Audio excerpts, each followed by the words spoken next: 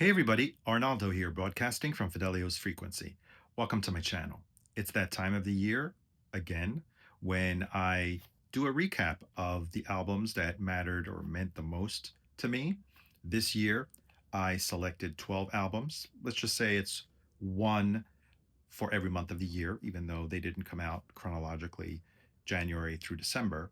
But I have 12 albums that I'd like to share with you that made my year end list. So stay tuned.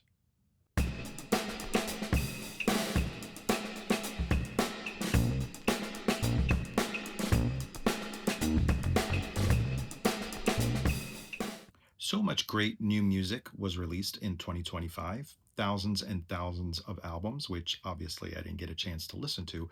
But these are the albums from a personal level that I connected with. These are my choices, not necessarily critically acclaimed. I don't pick from critics' list. I just pick from my preference, the albums that I purchased this year and the albums that I listened to the most.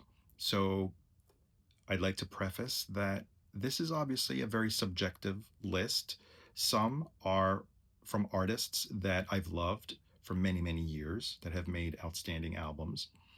Mainstream artists, which sometimes get neglected in favor of newer artists by many publications. And there are a few releases from newer bands on my list. So I mentioned 12 albums.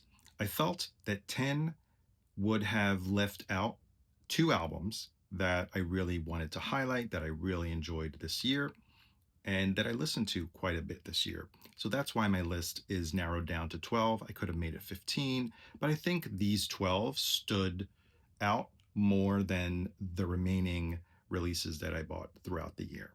So starting off with number 12, an album that was released in May from a group that has been making music for exactly 30 years. Their first album came out in 1995, and 2025 saw the release of their eighth studio album. I'm talking about the band founded and headed by Butch Vig, famous producer, and uh, at the forefront, front woman is Shirley Manson. Garbage, the name of the album is Let All That We Imagine Be the Light. And it has the usual blend of their iconic sounds that they've been fine tuning for the past 30 years.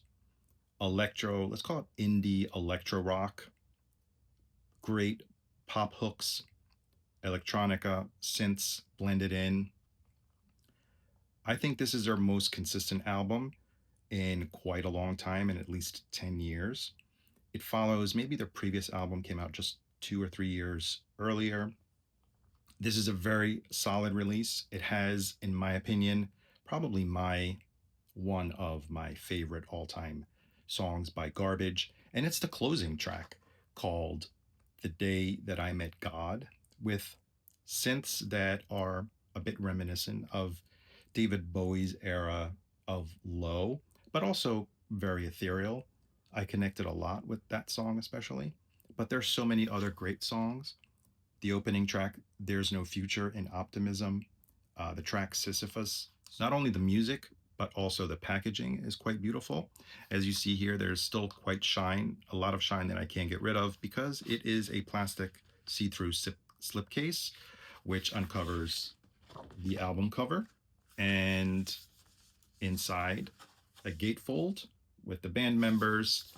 And the version that I got is I think they call it the Pearl Translucent, and it's a beautiful color. Not sure if you could see the translucent sheen or the pearl on it. So, from a band that has been doing this for over 30 years, an album that not many have talked about, and that's in at number 12, Let All That We Imagine Be the Light by Garbage. Coming in at number 11 is another mainstream artist who in March released her seventh studio album, and it's called Mayhem, and that is Lady Gaga. I find this album brings her, it's almost like a return to form for me personally. I enjoyed Chromatica, but which was her previous album released 5 years ago. That was 2020 during the COVID pandemic. And on Mayhem, Lady Gaga returns more to her sounds and her style that made her famous maybe 15, almost 20 years ago. Produced by the hot producer of the moment of the past couple of years, Andrew Watt, and co-written some songs along with her fiance, Michael Polanski. Gaga delivers her blend of synth pop, dance, industrial, but this time with a slightly darker tone, electronic, of course. Some of the standout tracks, obviously everyone's heard Abracadabra, taking a sample from Susie's Spellbound song. Great interpolation and use of the song there. But influences from Depeche Mode on the track called Killer. One of my favorite, How Bad Do You Want Me? That kind of reminds me a little bit of the synth pop duo from the 80s, Yazoo. Gaga has always assimilated music from the past into her music, so not a surprise there. Two beautiful ballads close the album. The first one is, or I should say, the last song on the album is the record breaking song that was actually released towards the end or middle of 2024. The beautiful ballad with Bruno Mars, which intelligently was and thankfully included on this.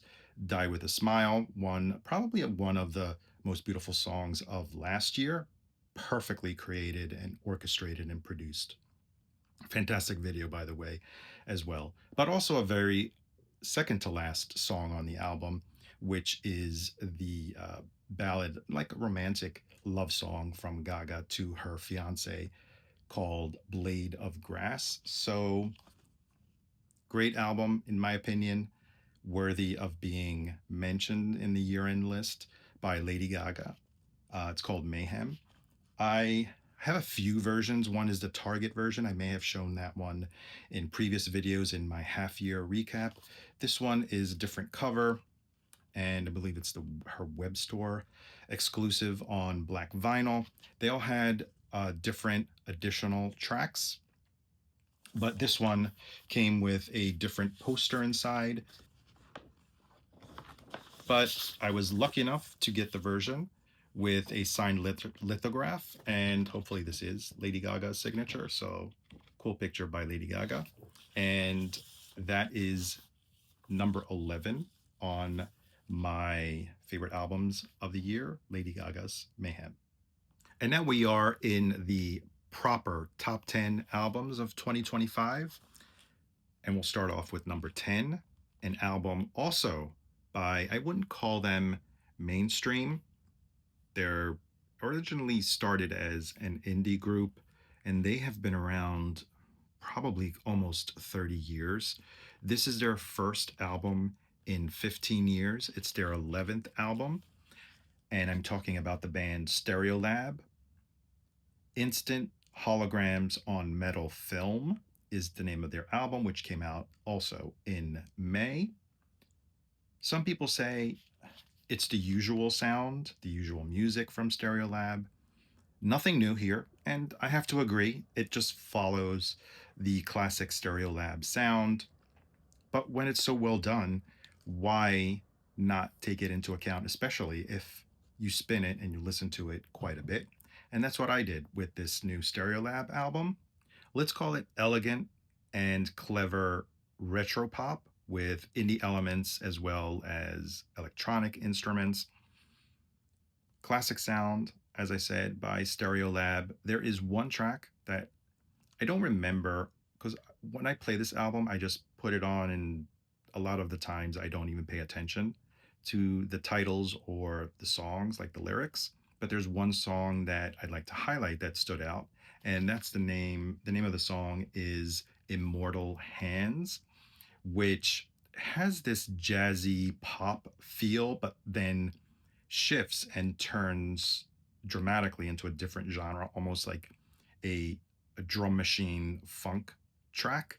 I didn't know this album was coming out, so I missed out on the really cool limited pre-order, which had two colored vinyl, because it's a double album. I think one was pink and the other one was blue. So still got the black vinyl version, which I'm very happy with. But give it a spin. Stereolab, instant holograms on metal film. At number 9 is an album that came out towards the end of the year, precisely Record Store Day, Black Friday. So we're talking, I think, maybe November 28th. A brand new studio album. Typically, Record Store Day puts out live albums, reissues, colored variants, zoetropes, picture disc, blah, blah, blah, things that are not necessarily new material.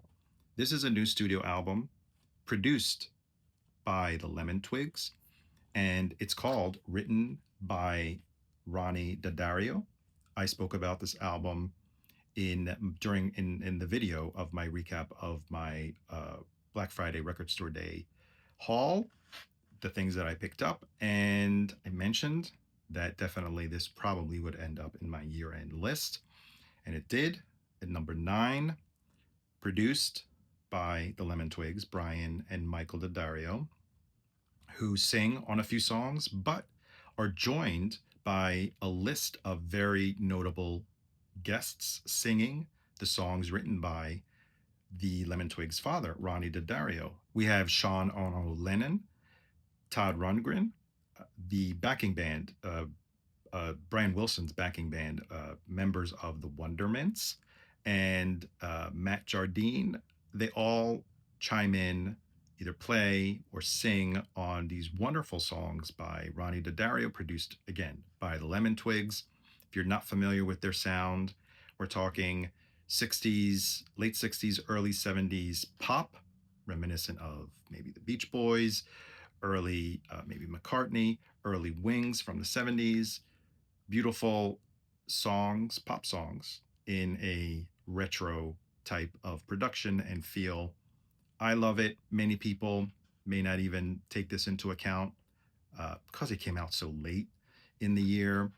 But if you haven't gotten a copy on Record Store Day, I think it didn't sell through. I still see copies floating around in record store bins. You might want to check this one out or maybe stream it first.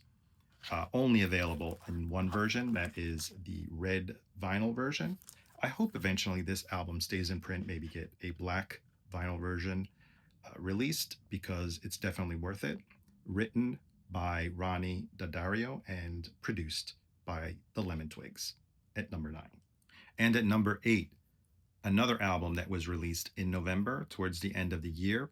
Some year-end lists took note and included it in their early year-end list of 2025. And soul legend, gospel soul legend that has been making music for, I want to say 50, 60 years.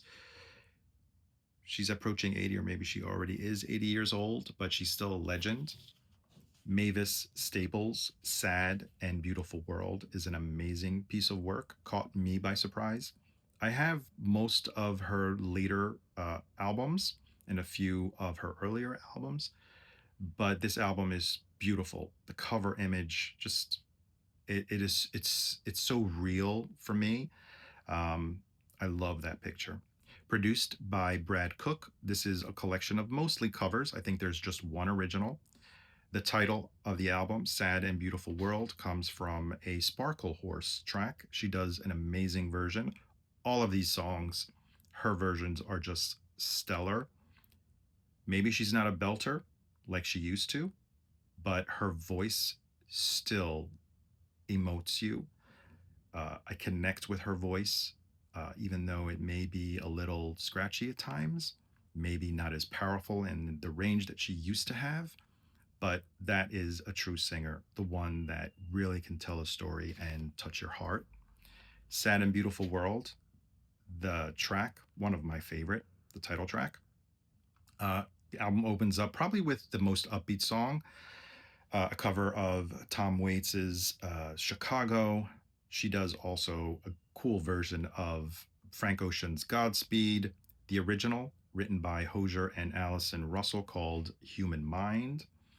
Then couple political songs, Anthem by Leonard Cohen, as well as We Got to Have Peace by Curtis Mayfield, and Satisfied Mind, another track. I mean, I could go on and name them all because this is just a beautiful album.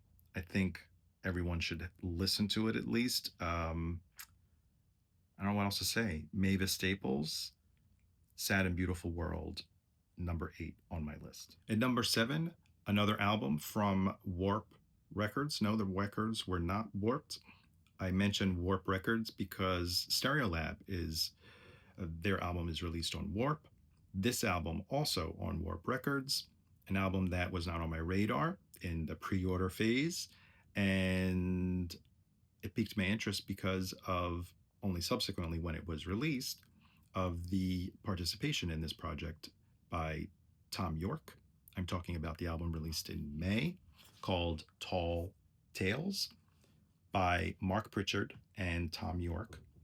Mark Pritchard is an electronic artist, founder of the Evolution label, and also member of the ACT Global. I think they're called Global Communication is his other act. And this album took a while to make. They started collaborating during the pandemic, long distance, because Mark Pritchard is based out of Sydney, until they finally met in London to solidify all their ideas and record the album or finish recording the album. You probably guessed it, since it involves Mark Pritchard. It is mostly electronic based, uh, influenced by krautrock as well as Noi, so you get that motoric kind of sound. And then you have Thom Yorke's beautiful vocals. Uh, his touch, he brings that cinematic quality to that he's always explored, either his solo projects or throughout Radiohead, and most notably on one of the tracks that is called White Cliffs. Just an amazing cinematic, beautiful track. Uh, Almost like the air stands still when you listen to that track. I don't really know how to describe it. This is the, I guess it's called the super deluxe version. I spoke about it in my half year recap in another video. I displayed most of the pictures, stunning artwork, double album on colored vinyl, sounds fantastic. Uh, I don't know what else to say than to recommend Tall Tales by Mark Pritchard and Thom Yorke at number 7 on my list. At number 6, the band and the album that has been talked about the most in 2025. They have gotten so much attention, so much press. Some people saying it's hype. It took me a while to like this album, to get into it. I think it came out in September. I only took notice because a friend brought it to my attention in November. I listened to it many, many times until I finally say got it. And then I eventually did get it on vinyl. I'll show you which version I got. Talking about the band called Geese, not Goose, totally different band. Geese, and the name of the album is called Getting Killed. A very young band. I think their ages range around 23 years old, all from New York City, whether Brooklyn or Manhattan. This is their third album. They've been around for a bit. Last year, their frontman in December, his name is Cameron Winter, released an album in December called Heavy Metal that a lot of people didn't notice until later in, or I should say at the beginning of 2025. And then Geese dropped this album as well. What does it sound like? If you take Radiohead and mash them up together with the Strokes, the voice at times will remind you of Thom Yorke, that kind of moaning sound, just like Julian Casablancas as well. Sometimes Cameron Winter is crooning, sometimes he's wailing, sometimes he's just moaning. I have to say that his voice can be an acquired taste. He's getting a lot of attention. Just last week, or maybe 2 weeks ago, P.T. Anderson filmed his performance at Carnegie Hall, his solo performance. I think he was just voice and piano. Some people, some critics are hailing this as a chaotic indie rock masterpiece. It fuses indie rock, blues, roots. There are a lot of layered textures. There's, I want to say, just a jazz trumpet, almost kind of free jazzish, in the opening track called Trinidad, where the singer is screaming off the top of his head that there's a bomb in his car. Then it's goes into the second track, which is totally chill. Sounds like a almost like a tropical drift away song. Probably one of my favorites called Cobra. I think there are a few variants of this album. I got the clear vinyl, which I will show you. Here it is. And pretty interesting their use of a die cut sleeve, inner sleeve, blank with the band members' photos. And then you also get this fold out insert with credits, lyrics, pictures, and yes, you see it here. There's a bomb in my car. This is an album that is not for everyone. You may not like it at first. It may take you repeated listens to finally enjoy and appreciate their talent. The songwriting, the musicianship is outstanding for, let's say, quote unquote, a young band. But coming in at number 6, Geese, Getting Killed. At number 5, an artist that I have loved from her very first album. I think it was either 2008 or 2009. I've followed her career since. And this year, on October 31st, that is Halloween, she released her 6th album called Everybody Scream. And I'm talking about Florence Welch, Florence and the Machine. Produced by Aaron Dressner from The National, as well as Mark Bowen, and of course co-produced by Florence Welch. This album, according to Florence, was a very deeply personal album, cathartic, exploring mortality, grief, trauma. She suffered an ectopic pregnancy. She almost died from it. You can look it up what it means. I'm not a doctor, so I really wouldn't be able to explain it correctly. She also touches upon sexism in the music industry in one of my favorite tracks of the album. Florence has always dabbled with natural imagery, mythology, witchcraft. And here it takes maybe a slightly darker tone as well. Her music is always very grand, huge drums, grand production, which is still here, but this time is a little grittier. She throws in a little bit alt rock and some folk, and it all adds up to a beautiful album.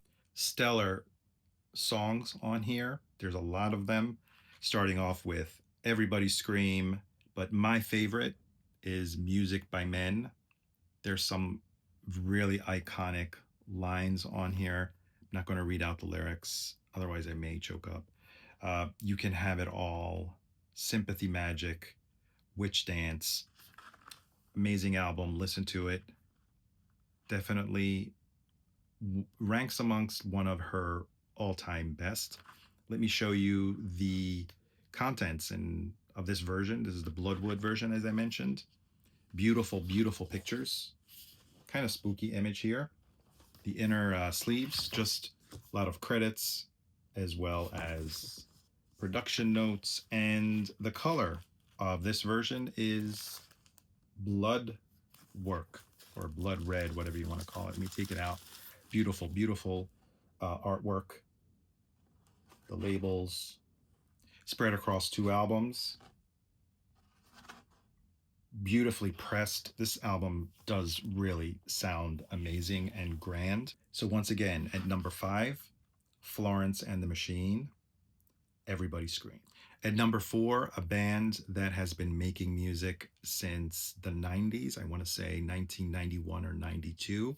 I've loved them from the very beginning. Their previous album, I think it came out 3 years ago, also made my year end list. And this is their 10th album, which was released in September.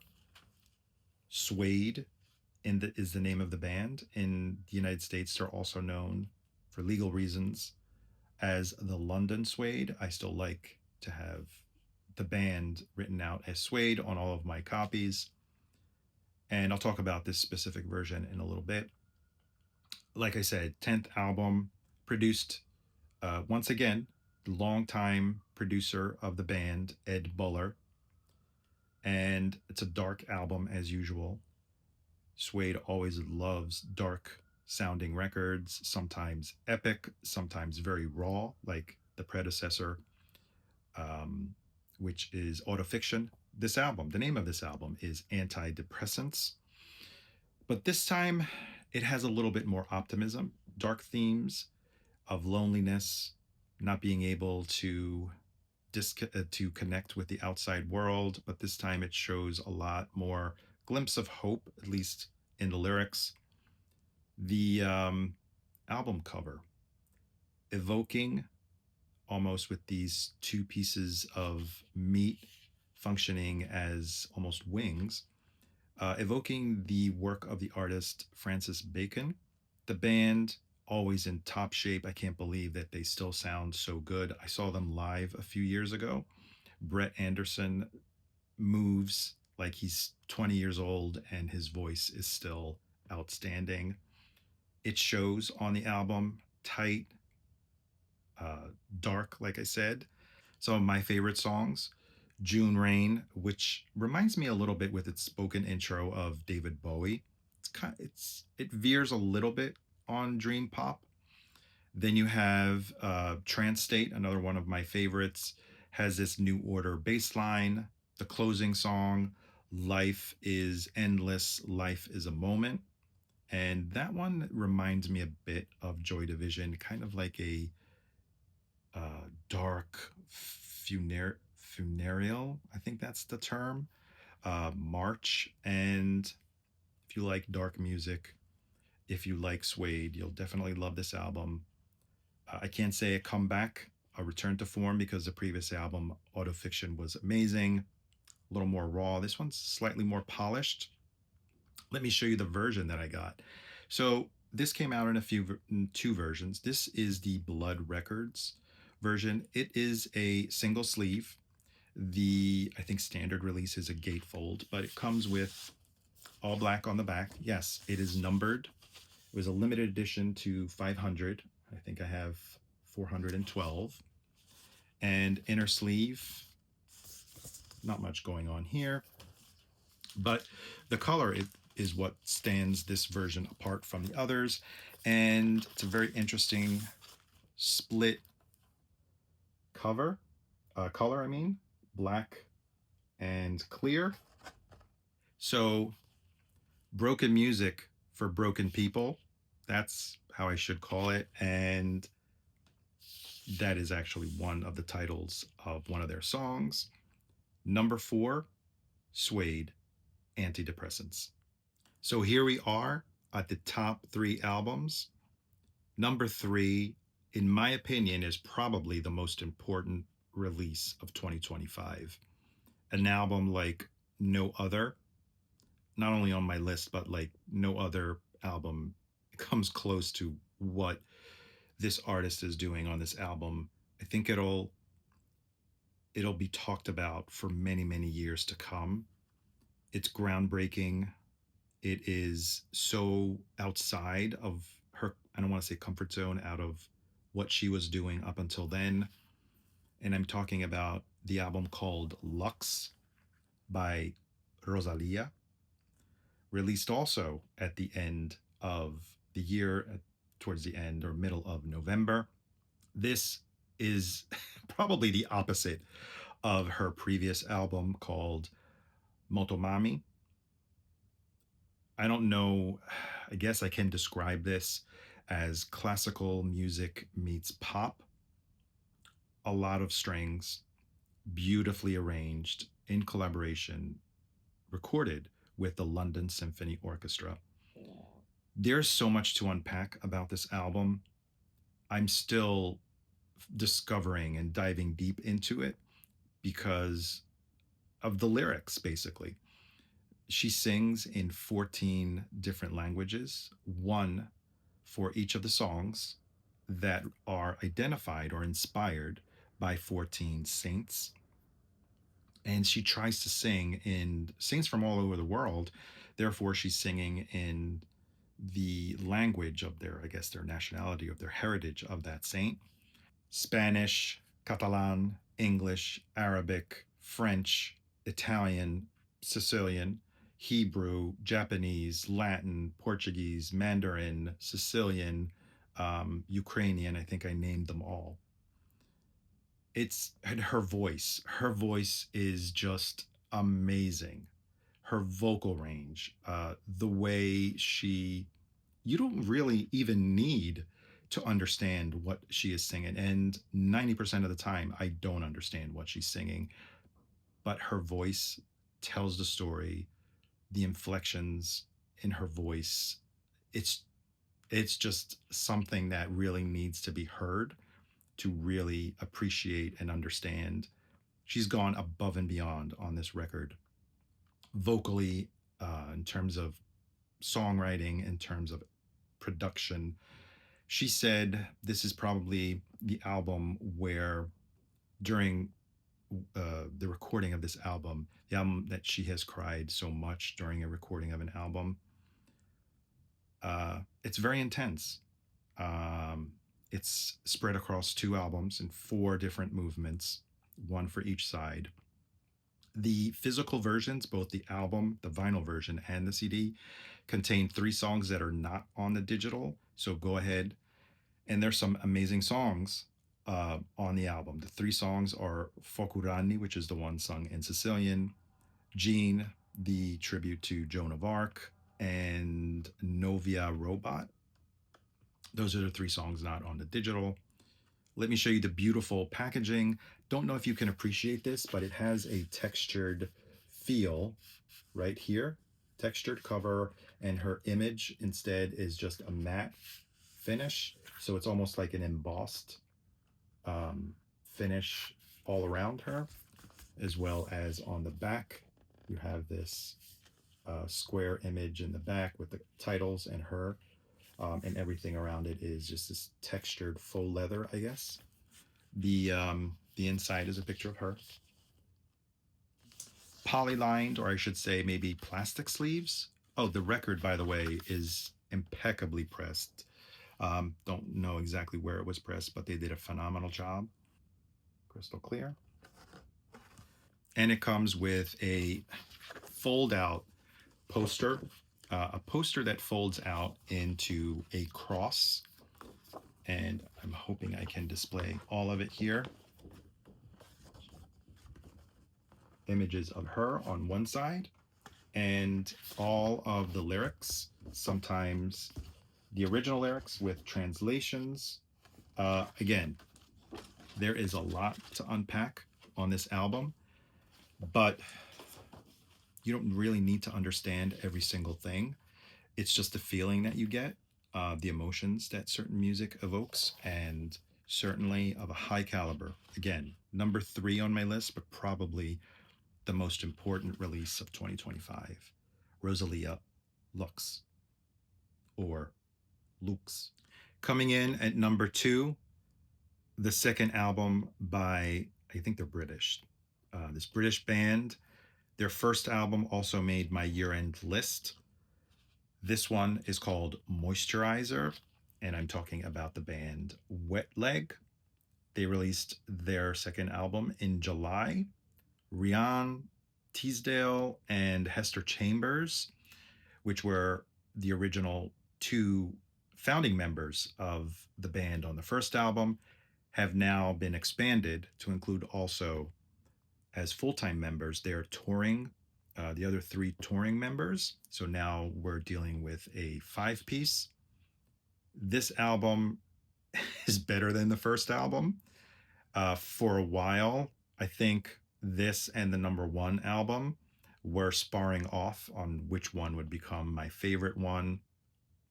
This one has more energy.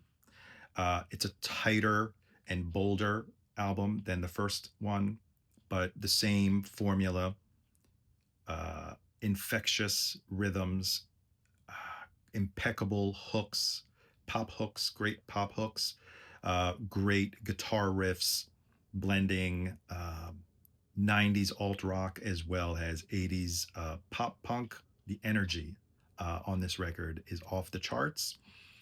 The lyrics deal with love, infatuation. I could name every single song on this album. That's how good it is, and that's how memorable all of these songs are. I'll just name a few. CPR, the first opening track, Davina McCall, Pond Song, Pillow Talk, um, the closer, You and Me at Home. Let me show you this special version that I got, also released by Blood Records, which, by the way, are doing some killer alternate uh, limited editions of some records, and they all sound fantastic. The cover is the same. This one I noticed does not have any special numbering on it, but where it gets really cool, let me show you first the inner sleeve, moisturizer. Then it has this lyric sleeve, this lyric sheet with lyrics and credits. And where it gets really interesting, and here is the peculiarity of this album, of this release by Blood Records, limited edition. It's liquid filled with, you want to say maybe moisturizer. And yeah, isn't that pretty cool? It weighs probably 300 grams because it's sandwiched in between uh, two slabs of vinyl, which I guess, right, then are filled in the middle with this liquid moisturizer. I hope this doesn't leak out one day. This pressing dough sounds spectacular. Coming in at number 2 on my year-end list is Wet Leg Moisturizer. So those of you that watch my channel probably have guessed it by now. I spoke highly about it in my, let's say, half-year recap. I said it was probably going to be my favorite album of the year, or it was so far. You could see it on my shirt. I went to see them live in the summer. Pulp is the name of the band. More is the name of the album. And it is my favorite album of the year. Pulp returned after 20 something years for a reunion tour. They started recording, they got into studio and recording some tracks to see if the magic was still there. And this is their first album in 24 years. May I say, probably one of their best albums? Probably, probably not. Different Class holds a special place in my heart, but produced, and you see it right here, 11 songs recorded and produced by James Ford. Those of you that know me have watched my videos from last year. James Ford produced 2 of my favorite albums, the Beth Gibbons album, the Pet Shop Boys. The year before that, I think it was my album of the year, he also produced that, and that was Blur, The Ballad of Darren. I love James Ford's work. When his name is attached, or whenever he's producing an album, you can expect a rich string arrangements, lush, and there are quite a few on here, along with, of course, a lot of synths, disco rhythms. Yes, there are 2, maybe 3 disco, I like to call them disco stomps. The lead single off the album was Spike Island, and then Got to Have Love, another very soul disco stomp. Then you have a couple of songs which slow down towards the end of the album, and particularly on side 4. Yes, this version is spread across 2, and I'll show you in a minute, 2 discs. The final two songs, Hymn of the North, which reminds me a lot of almost a Burt Bacharach song, very cinematic, beautiful ballad, and the closing song, A Sunset. And yeah, you remember the Coca-Cola song? He even does a little twist on that. I'd like to teach the world to sing, but he changes it, but I haven't got the voice. Jarvis Cocker is probably one of England's finest lyricists. His lyrical wit is comes unmatched. Um, the painting of these vignettes through his songs is just master. He's just a master at it. This time, he has a little bit more, say, I like to call it aging maturity, but he doesn't shy away from those like sexual situations that he had in the previous albums. One particularly on a very funky song with a very funky bass line called Slow Jam, and could be, let's just say, sexually explicit. I think there's also a song called, yeah, My Sex. So he doesn't shy away from those themes. This album came out in two versions, maybe three or four. I've lost count. There was one which is called the promo version. It's a white embossed cover with only the embossing of Pulp. I showed that in my video. There's a single disc. Also came out in color variants on a single disc. This is, let's call it the deluxe version on double vinyl. I can't remember if yes, it is double 45. And it sounds fantastic. I compared it to the 33 version, blows it away. Um, Definitely, if you can find the double 45 version, grab it. Also, because it comes in a gatefold with a heavy cardstock tip-on jacket. I'll show you the inside. So super high gloss here with this embossing of Pulp. Not sure if you could see it. On the outside, the inside, this matte finish, and you have image on the back. The inserts, lyrics, credits, more Pulp, and more credits and lyrics and more Pulp. And the albums, I won't only show you one of them. They're on black vinyl.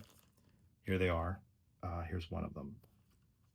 More Pulp, or Pulp More, my favorite album of 2025. I hope you enjoyed my recap of my favorite albums of 2025. Let me know your thoughts. If you liked some of my albums, leave a message or a comment in the video below. Uh, I'm sure I missed a ton of albums that you may want to suggest. I'm open to that. There are quite a few albums that I did not include in my list. It was only 12. I didn't want to bore you any further. But let me know your thoughts on what your favorite albums of 2025 are. If you enjoyed this video, don't forget to give it a thumbs up, a like, or a thumbs down if you didn't. Feel free to share my video to friends, family, other platforms. Let's broaden the audience. And don't forget to click that subscribe button so that you can help the channel grow and gain more visibility. That is all for today. Thank you so much for watching, and I hope to see you on the next one. Bye.